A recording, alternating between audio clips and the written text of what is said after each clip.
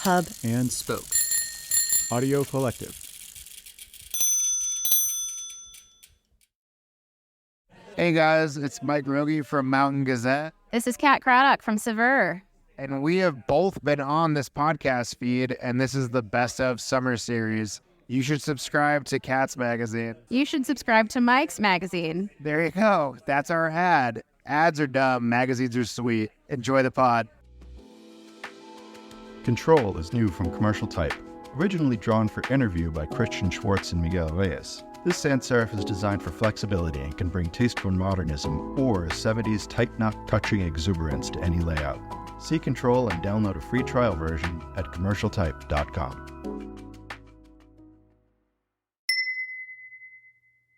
So I'm recording now. Oh, you're not clipped in. This your order? Oh, so fancy. What's that? Okay. You said Martin Short. Now I feel like I'm Martin Short. Am I sweating too much?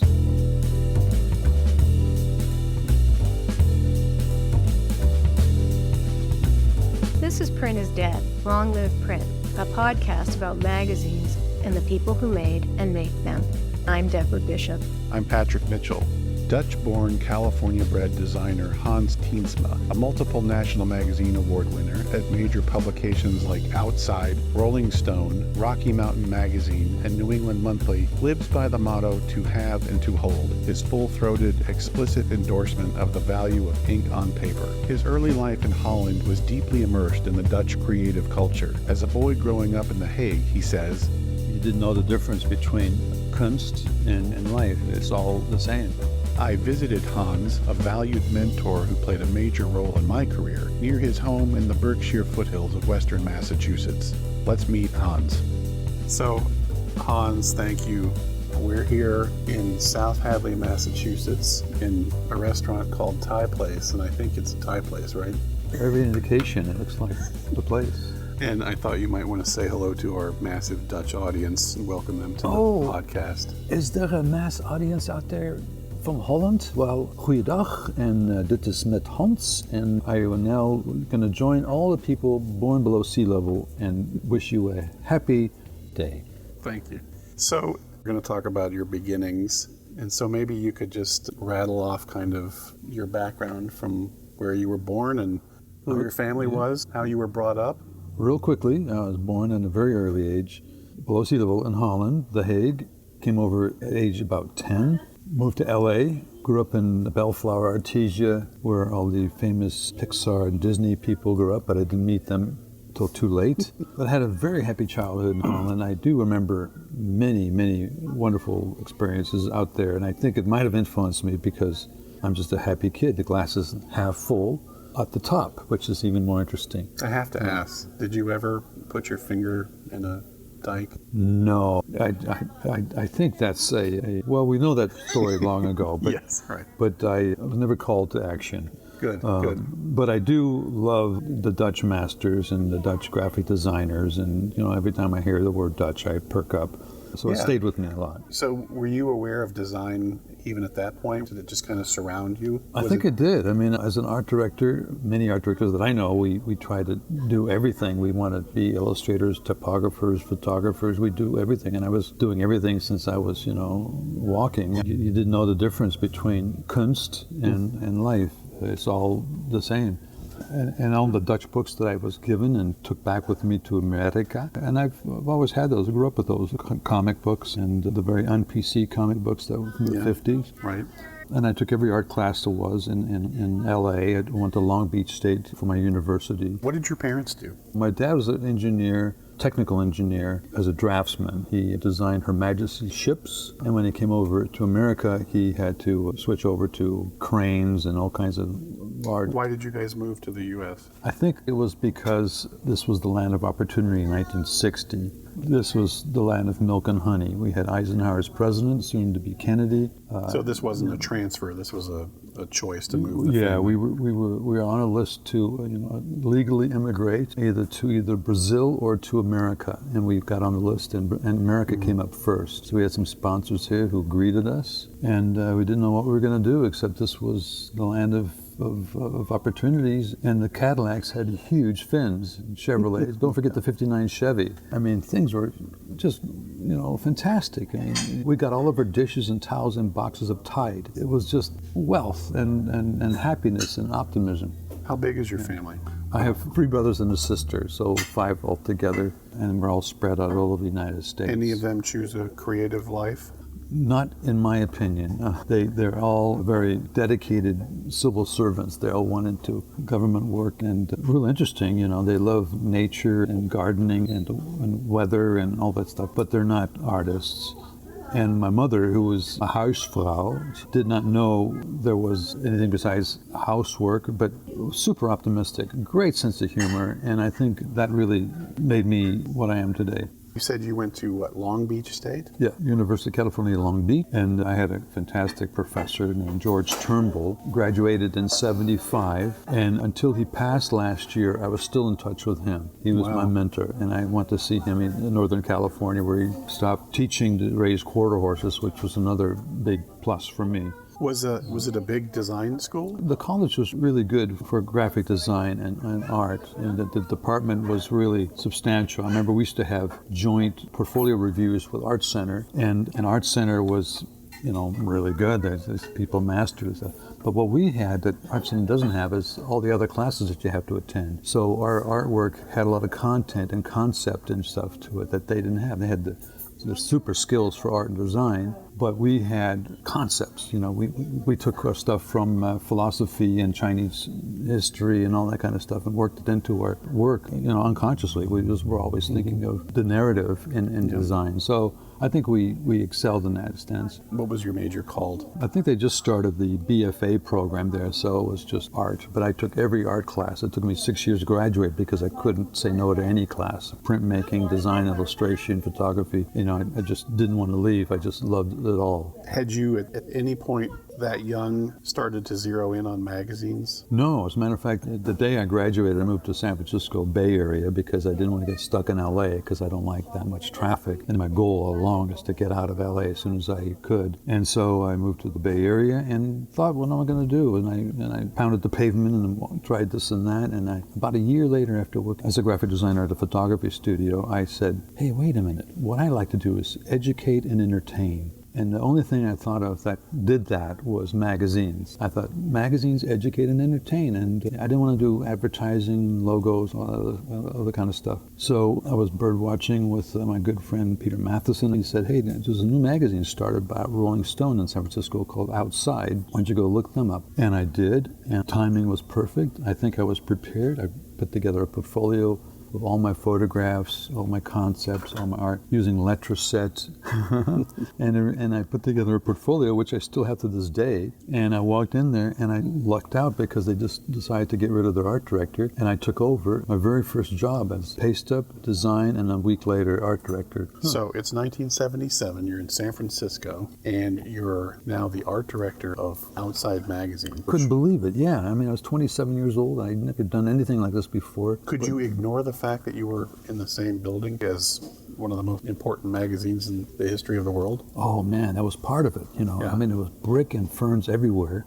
And if you saw the movie Almost Famous, you realized that was my world. It said Hangover. Literally. So they shared an office. They had just moved to New York to Fifth Avenue next to the GM building. Was Outside in the old Rolling Stone building? Yes, the old offices. We had the giant Robertson camera. It's a camera that's about 40 feet long that shoots the flats. Yeah. We had Annie Leibowitz's pictures stuck behind desks and underneath chairs and stuff. We kept finding little bits and pieces of it. We had a few of the leftover editors, Ben Fontoras and Tim Cahill and all those people were still hanging around there. And so we were very aware of it. Plus, they had just invented a new thing called the Mojo, which was a fax machine. And of course, Roger Black, who is now with Rolling Stone in New York, wanted to see layouts, and so he would expect there to be Mojo to him. And that got old very quickly, but we were so impressed that, my God, you can see a layout through the wires within 5 minutes. Was it color? No, black and white, yeah. The first fax, 1977. And so we did a number of issues. The editor was Terry McDonell, who was a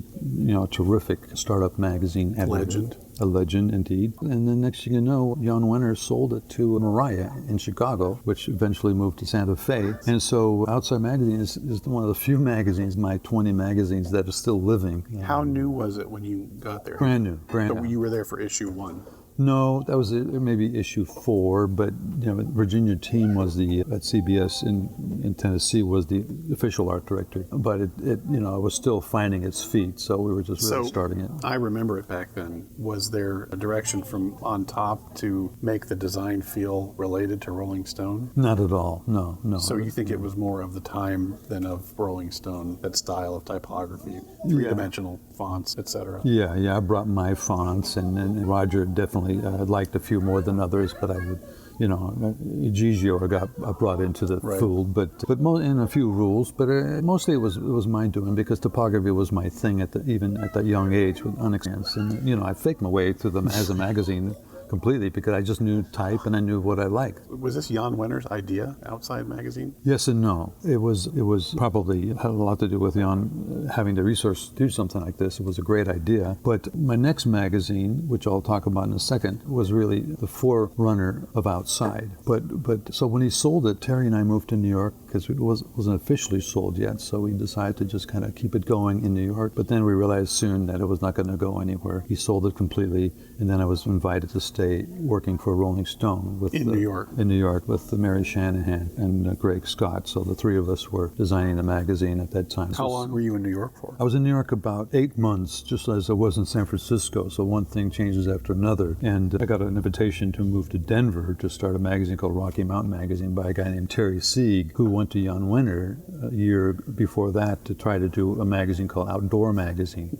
And of course, Jann ended up training the entire staff with Terry McDonell, and I moved to Denver and used several of the people from Outside Magazine to quickly launch Rocky Mountain Magazine, which, by the way, also won a National Magazine Award for General Excellence. And it was an edgy magazine, never before seen in that part of the country of the 6 Rocky Mountain states. How long did that one last? 3 years. And what killed it? Advertising. Just, if you depend on advertising, you're putting yourself out there. So I didn't know what to do exactly, except then I got an invitation to apply for Texas Monthly Magazine, and one of the editors down there of Texas Monthly Press scotched a deal. They went to Fred Woodward instead of myself, and the next day he called me and said, "You want to move to New England and start a regional magazine called New England Monthly?" So by that time I knew that I was a migrant magazine designer. I would go wherever there was work, So that was great. So then Dan Okrent and I started a New England Monthly Magazine, and that went for a good 8 or 9 years before, again, advertising killed the magazine. But swept up a bunch of awards. Yeah, got back-to-back National Magazine Awards for General Excellence, which spawned incredible talent throughout the magazine world. We got a lot of great writers and artists and contributors, and they'd never seen anything like it before. To me, General Excellence is the word that I want to get, because it means that art and editorial art are well married together, and it really works out well. And that was my last regional magazine. We'll be right back. Print is Dead is made possible with the support of Mag Culture. Read our online journal, listen to our podcast, and visit our shop to discover why we're convinced print is very much alive. All available at magculture.com.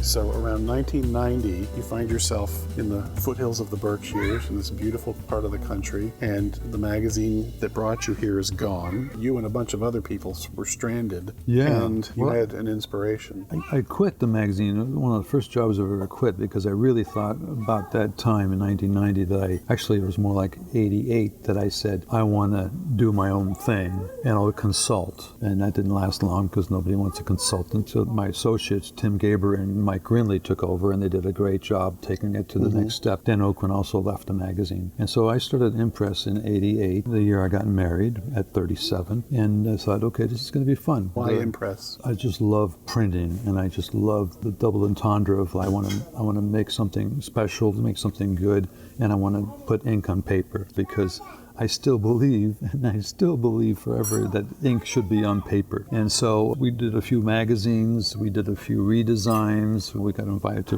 work on People magazine and Newsweek magazine. In what way? Redesigns? Redesigns, yeah, but not successful, I would say. I mean, when I did Newsweek, Bill Broyles was named editor, and that didn't work out for him, so thus it didn't work out for me. But you were dependent on New York, really, for clients. Yeah. The magazines all came out of New York, and at the time I was doing mostly magazines. I'd done a couple of books with Stuart Dvorian Chang. Was it difficult to convince New York clients that this little studio in the Berkshires could compete with the big guys in New York City? Was that ever a barrier for you, an obstacle? Yeah, I think it was a challenge because, they'd say, like, can you be the next morning? And I'd have to take a train in. And in 88, I was taking the train in New York at least once a week or driving in. And gradually they saw that it was possible to, come in every now and then. But remember, in those days, we were still Xeroxing layouts, pasting them together, sending them via FedEx, and they would see the next day.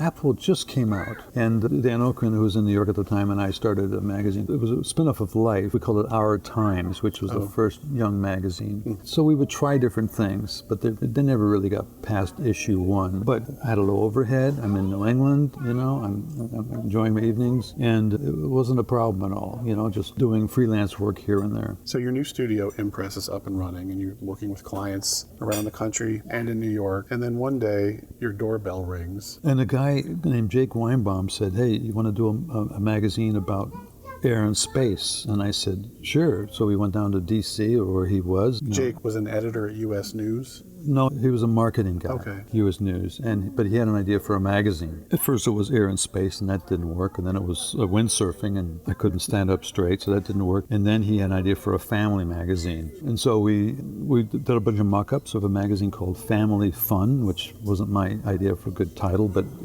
it said everything. For the first time, this will be a magazine for how to have fun with the family, not a bunch of advice. And that came out of my little tiny studio in a little village in New England. And next thing I knew, we did a big story on Disney. He went to Disney with the magazine, sold it to them, and all of a sudden we had resources. Backing up to Jake, by meeting you, he stumbled on to not only a design studio, but a bunch of editorial talent that was in the area from New England Monthly and elsewhere, right? Exactly, yeah. And so I don't guess his initial plan was to start this empire in Northampton. No, he never intended that. No, he remember saying many times ago, I never thought this was going to happen, but here I am. So he's the one driving from New York. Now he's in New York working at U.S. News there. And pretty soon he said, okay, I got a magazine going here, and I'm stuck with Hans, who's in New England, but he has a lot of friends who know how to make magazines. Right. So the thing just kind of started taking off. Did he ever move here? Never did, but he got the first cell phone that I'd ever seen. That Western Mass had ever seen. Yeah, it was a big one, but it worked almost everywhere but my village. So they launched with Family Fun. And at that point, Jake was not connected to Disney. So Disney comes along and buys Family Fun? Yes. And then within the next 10 years, it really started taking off. And what were some of the things they published? Well, after Family Fun was running, and we're talking million circulation, he started a magazine about computers, Family PC, which came partnership with Ziff Davis. And so one thing leads to another, and the next thing you know, Jake's a brilliant magazine mogul, and we did a magazine called Wonder Time, which part of my staff, the brilliant Carolyn Eckert, took over, plus the editor Lisa Steepak and Halleck, and that started taking off. Then they brought Disney Adventures to us, which we thought we could do better than people in New York, and we had a lot of other ideas. There were a couple other purely just Disney magazines, right? Well, in fact, I totally skipped over how we met, which was when Impress launched. One of your clients was Musician Magazine, which was in my neck of the woods in Gloucester. You were consulting on a redesign and had been asked to help them find a new art director. And I had known of you because you were a big deal. And I think I had reached out to you independently of that opportunity. And I think we sort of stayed in touch in the way you could do before social media and other ways. That's right.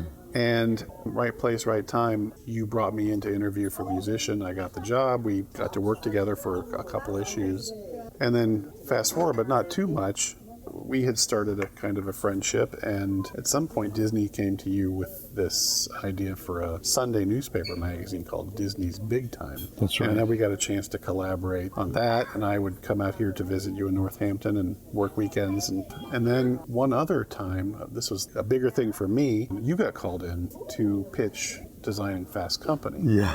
And you happened And to be in you- town or something? Yeah. You came along with me for the fun? You invited me, but maybe you just needed a ride. I don't know. But you brought me into that meeting, and I got to meet Bill Taylor and Alan Weber, the founders. And this was maybe a year before they launched. They had no funding, and they were interviewing design firms to help them create their prototype. And we didn't get it. Roger Black got it. But that was another opportunity for us to work together. And then a year later, they actually had launched. They had money, and they hired me and started my career. You made a great impression on them, and I'll never forget the way they kept looking at you when I was trying to get their attention. All right, so we're back at Impress. Your studio's still up and running. You're, I don't know, maybe scarily reliant on Disney for a big chunk of your business. In other words, if they were to leave, what happens? But one of these magazines was Disney Magazine, which is, so what's the distribution model there? Was it a newsstand magazine? Yeah, most of no subscribers in newsstand. They had over 500,000 circulation, which was real substantial for them. But their model was really growth. And if you aren't growing 20%, 10 isn't good enough. So we couldn't believe they would pull the plug after 9 years of doing 500,000 circulation magazine. However, with James McDonell and I and a really good staff, we were able to start doing other books for Disney Editions. And I made some really great friends at the studio and at Pixar with Don Hahn and Pete Docter and Wendy Lefkon at Disney Edition. So I continued to do big books for Disney, big animation books with a vast landscape of art. And I'm, to this day, I'm still doing a lot of books like that. At this point, you're doing one magazine regularly and 90% books. Really, books is your business now. Yeah. And Instagram. Well, I do love that. That's my toy. But I forgot to mention that somewhere along the line, I was asked to do Orion magazine, which I'm still doing now, 22 years later. And that's a quarterly. It was 6 times a year. Now it's quarterly. No advertising, so they're not dependent on the ups and downs of advertising. So that's still around. Lots of art, lots of pictures. Is it dear to you? Does it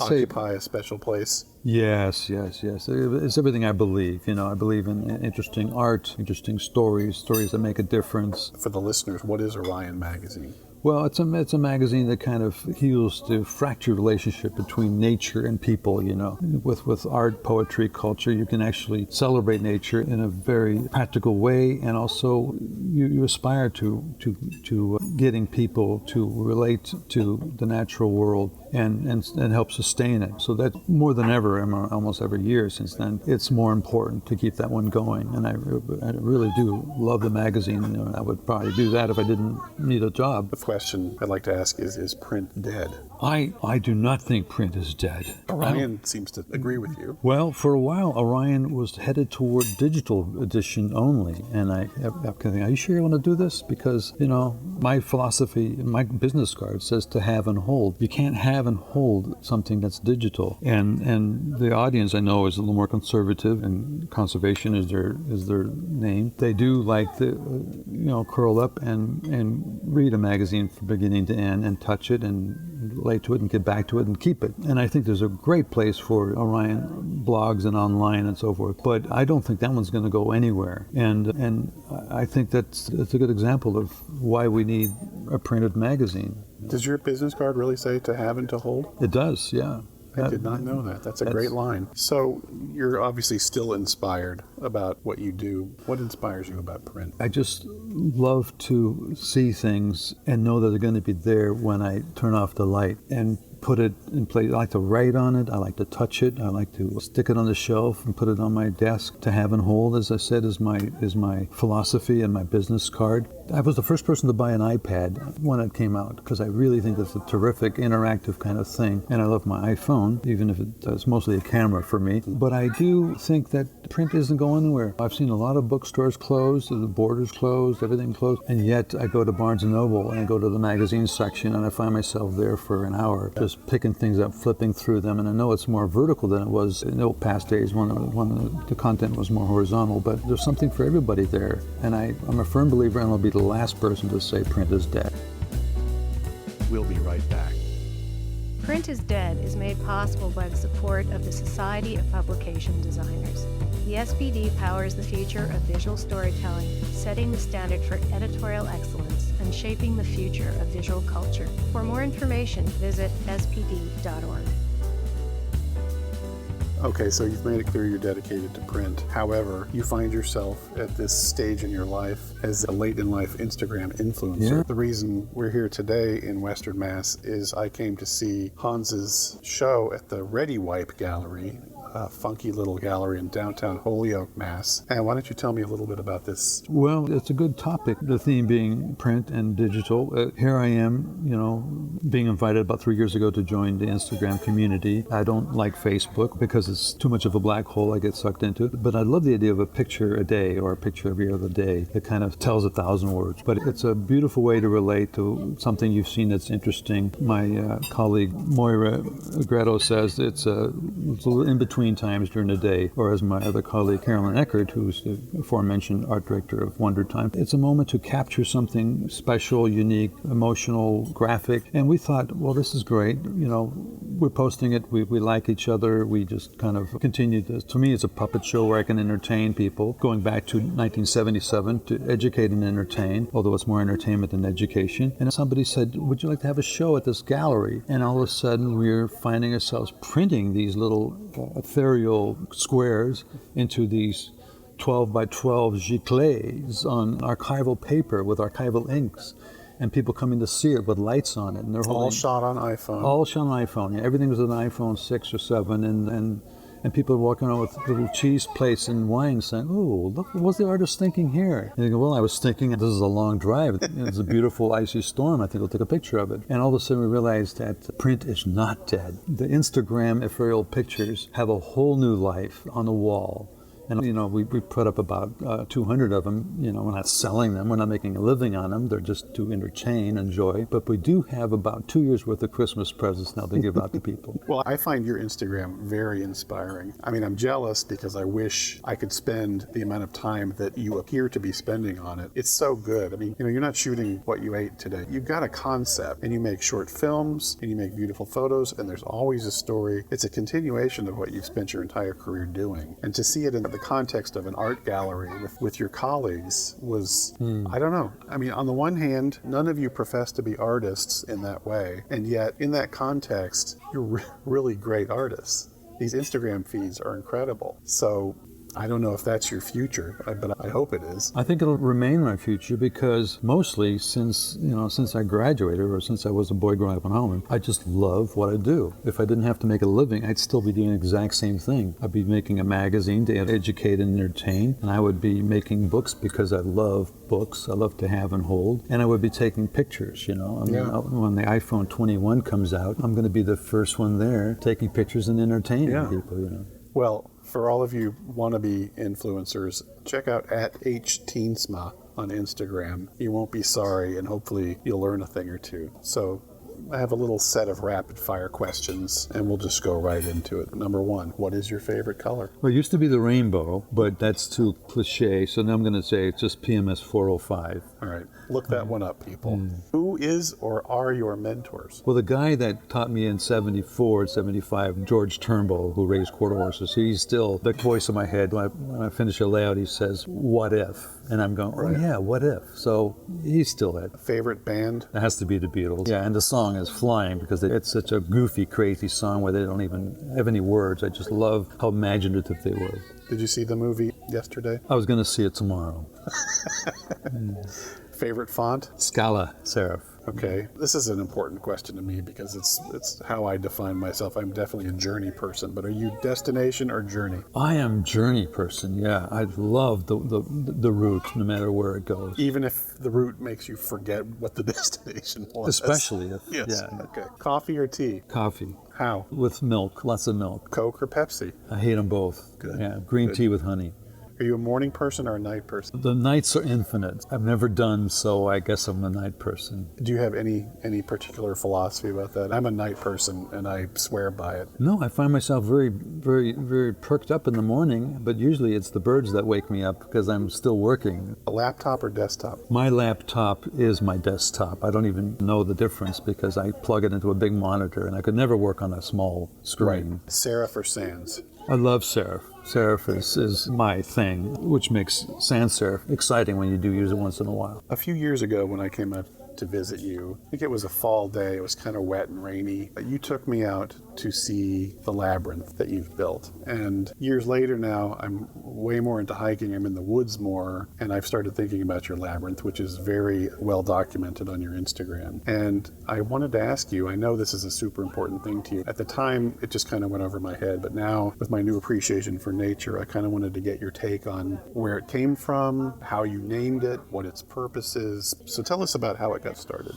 Well, I'm a nature lover, and I don't like lawns pretty much because it's not much use to most animals and critters. So I just started mowing it in interesting ways. I just started mowing it as a land and plants that were popping up around me. So I just kind of let them grow. So it designed itself. And now, after 15 years, it's over my head in most places. Lots of bushes popped up, crab apples, and I just kind of trim it here and there. And it becomes my morning and evening walk almost every day, year round, snow or no snow. And talk about the journey. It just clears my mind. I mean, I long to walk and be surprised. Now, it's not a traditional shape. It's very meandering, and it continues, so you never know when you've started and ended it. And to me, it's life. You just don't know. So what started as something to spice up your mowing, at what point did it get a name? Well, I was excited to let my dear friends walk it. And when my mother was getting very old, I decided to take her to Holland once. She came out from L.A. She walked a labyrinth, and I was so touched that the woman I've known longer than anyone was impressed and saw the need for such a meandering walk. I just named it after her. Her name is Henny, or Hendrika, so it became Hendrika's Labyrinth, and I celebrate that on her birthday, June 5th, and that's when it officially opens each year for a whole bunch of people to come over and just walk it. And one of my joys is to sit on my porch and watch the neighborhood kids running through it, because you can appreciate it at all different levels. There is a way out, right? There's always a way out. I mean, all the kids are accounted for. Yes, I do have 3 or 4 emergency exits in case you panic. But I love it when I actually panic and I forget where I am because my mind is all over the place or nowhere.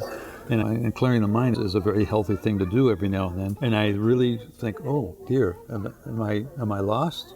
Has this become like you can't live a day without walking the labyrinth? I'm not happy if I don't walk the labyrinth. Is it a slow process? Do you stop and notice things? It's always different. That's what's wonderful about it. Sometimes I'm thinking about a book that I'm designing. Sometimes I'm thinking about my children, my wonderful wife, Lynn Bertram. But sometimes it's just absolutely clear. Sometimes it's about a bald-faced wasp that's aggravating me. One time I found a deer sleeping in it and a snapping turtle, and it always surprises me. So it clears the mind. It's wonderful. It's like meditation. Yeah. It's like meditation, and it's like exercise too, because you're moving left, right. It's very organic. As I said, it's 300 yards, and it continues, so you can walk it for an hour or 2 hours or 10 minutes if you want. I don't have a large backyard, but that to me it's an infinite walk. And it can be solemn or social. Absolutely, yes, and it usually is. And you have a throne in the middle of it, the tower. Oh, yes. I decided that I needed a place where I could sit up and just kind of observe it all. And silly as it is, it's built around this elm tree. My friend Carolyn has suggested I put it there, and I go up there all the time, and I just see animals that don't expect a human being to be sitting up in a tower. That's great about the labyrinth. It's constantly changing, and that's why it's a metaphor of life. So you're 68, you've had a full and rich career that continues. You're out here in this beautiful part of the country, in a beautiful town. You've got the perfect studio that's attached to your house now. What's a perfect day for you? Oh, perfect day. This moment in your life. Yeah, well, a perfect day would be waking up, having coffee with my wife on the back porch, observing the labyrinth, but taking care of the little morning necessities before I go out and wander it by myself. Then I decide what to do that day. I usually like to accomplish 5 things, and usually a couple of deadlines are included, a trip to the library, which I can walk to from my house, and then I go to work, and I take a break in the middle of the day. I might go out in the labyrinth again, trim a few leaves, design something, fax something. Oh no, we don't do it anymore. But you could do it for fun. And then in a perfect day, my kids would come home from wherever they are and they would have dinner with us, probably on the back porch or sit nearby. And if the moon is full, I might go out and walk the labyrinth one more time. And then around midnight, I decide to stop working and cozy up and hit the sack. I really appreciate you doing this. Thanks for getting together with me. Thanks for letting me see your show before the show ends. And well, thank you. I just really admire our friendship. Finding you in Detroit through Musician Magazine has been the highlight of my life, and I really hope that we continue to inspire each other doing stuff like this. So let's just say it never ends. If you'd like to connect more deeply with our guests, be sure to visit our website where we have complete transcripts of all our interviews, along with portfolios, archival photos, links, and other great information. Visit longliveprint.co/interviews for more. Print is Dead, Long Live Print is a member of the Hub and Spoke Audio Collective, a nonprofit association of audio storytellers dedicated to promoting and sustaining high-quality independent podcasting, including the Peabody Award-winning Rumble Strip, the #1 podcast according to both The Atlantic and The New Yorker, who described it as a limitless podcast about life in Vermont. In each episode, host Erica Heilman invites herself into people's homes to find out what they know, hate, love, what they're afraid of, and what makes them more like you than you'd realize. These are the messy, obsessively crafted stories of the everyday. For more, visit rumblestripvermont.com or find it wherever you get your podcasts. Print is Dead, Long Live Print is made possible by support of listeners like you. If you'd like to contribute to keeping the podcast going, there are 2 easy ways. 1, become a sustaining patron by making a monthly donation, or 2, make a one-time donation in the amount that works best for you. Visit printisdead.co/support for more information. Print is Dead, Long Live Print is a production of Modus Operandi Design. For more information, visit our website, printisdead.co, or if you're an optimist, longliveprint.co. Follow us on social media at PrintIsDeadPod. Please give us a like and a review on your favorite podcast app. It really helps. Thanks very much for listening.